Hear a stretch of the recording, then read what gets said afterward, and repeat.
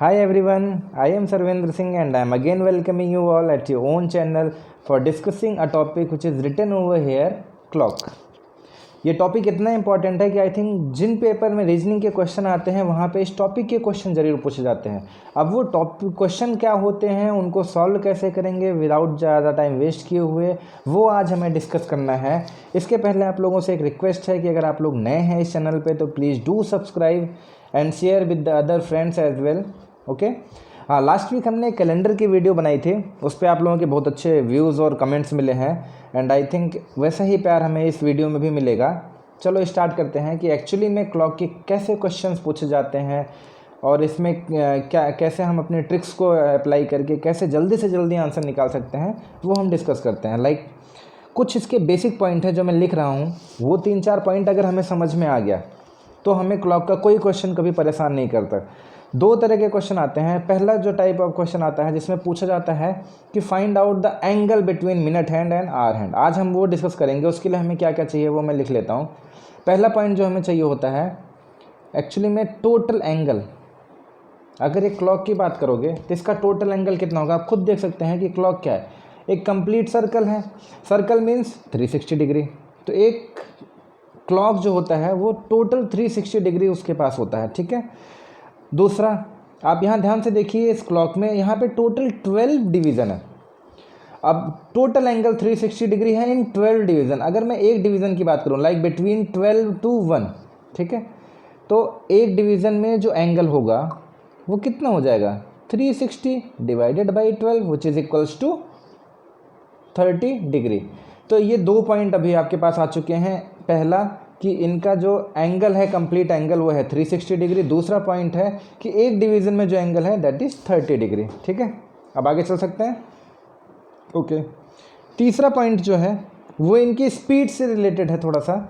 आप देखिए, अगर मैं मिनट हैंड की बात करता हूँ तो मिनट हैंड को अगर मुझे ट्रेवल कराना है, एक ब्लॉक ही देखते हैं एक डिवीज़न में, कि अगर 12 to 5 लेके जाना है हमें, ठीक है, तो यहाँ पे जो एंगल वो ट्रेवल कर रहा है इन 5 मिनट्स वो है 30 डिग्री। अगर मैं पूछूं इसकी स्पीड कितनी हो जाएगी तो स्पीड इक्वल्स टू क्या होता है दोस्तों, distance upon time. Distance travel कर रहा है 30 डिग्री इन, अब 12 से 5 तक जाने में कितना मिनट लगता है, 5 मिनट।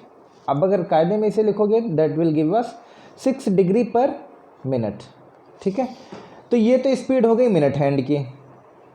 अब अगर मैं आपसे आवर हैंड की बात करता हूँ, जो मेरा 4th पॉइंट होगा, आवर हैंड, इसकी स्पीड के बारे में बात करूंगा। तो अब यहीं इसी डिवीज़न में देखते हैं, अगर इसे आवर हैंड को 12 से 1 तक जाना है तो आप खुद बताइए मुझे कि इसे कितना टाइम लगेगा। आप कहोगे सर 1 आवर या 60 मिनट ले लो।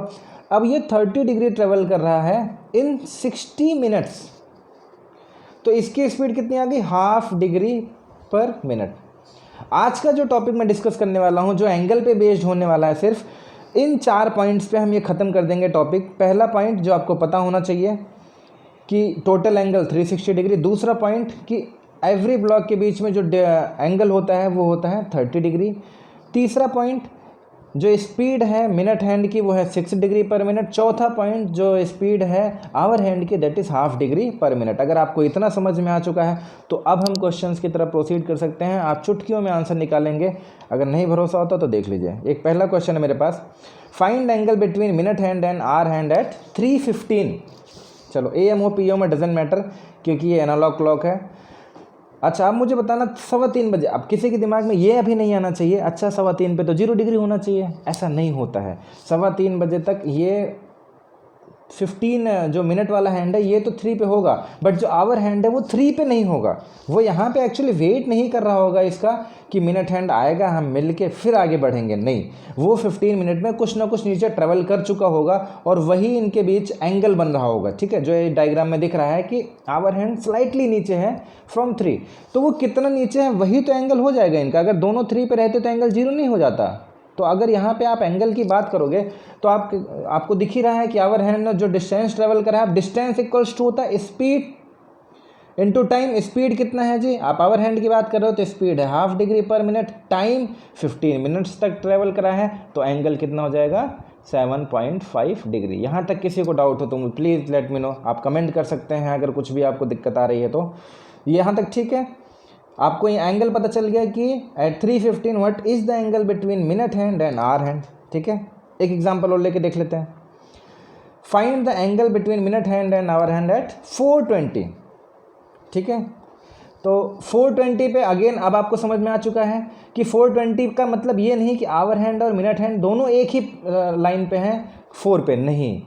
आप मिनट हैंड तो कह सकते हो कि ये 4 पे होगा, बट आवर हैंड वहाँ पे वेट नहीं कर रहा होगा। आवर हैंड यहाँ से थोड़ा सा आगे बढ़ चुका होगा 4 से, और वही एंगल क्रिएट हुआ होगा इन दोनों निडल्स के बीच में। तो अगर एंगल की बात कर रहे हो आप, तो यहाँ पे जो एंगल हो जाएगा दैट विल इक्वल्स टू जितना डिस्टेंस ट्रेवल करा होगा आवर हैंड ने इन दीज 20 मिनट्स। तो ये 20 मिनट्स में कितना डिस्टेंस ट्रेवल करेगा, distance equals to the speed into time. अब आप बताइए, ये रहा जी। ठीक है, तो ये स्पीड इनटू टाइम आपने कर दिया, that will give us 10 degree. तो यही तो एंगल हो जाएगा इन दोनों के बीच में। जितना आवर हैंड मूव करा है उतना ही एंगल बन गया है। ठीक है, यहाँ तक ठीक है। तो ये देखिए, अभी तक हमने कोई फॉर्मूला यूज़ नहीं करा, बट हम अब कैपेबल हैं कि एंगल बता सकते हैं between minute hand and hour hand at any point. एक एग्जांपल और लेके देख लेते हैं। जैसे यहाँ पे find the angle between minute hand and hour hand at 5:20। चलो जी, बढ़िया। अब ये बताना, कायदे में अगर 5:20 की आप बात कर रहे हो तो आपके दिमाग में यही चल रहा है कि आवर हैंड का अगर एजम्पशन है तो ये 5 पे होना चाहिए, मिनट हैंड का एजम्पशन है तो दैट मीन्स ये 4 पे होना चाहिए। और 4 to 5 एक ब्लॉक के बीच में एंगल कितना होता है जी, 30 डिग्री।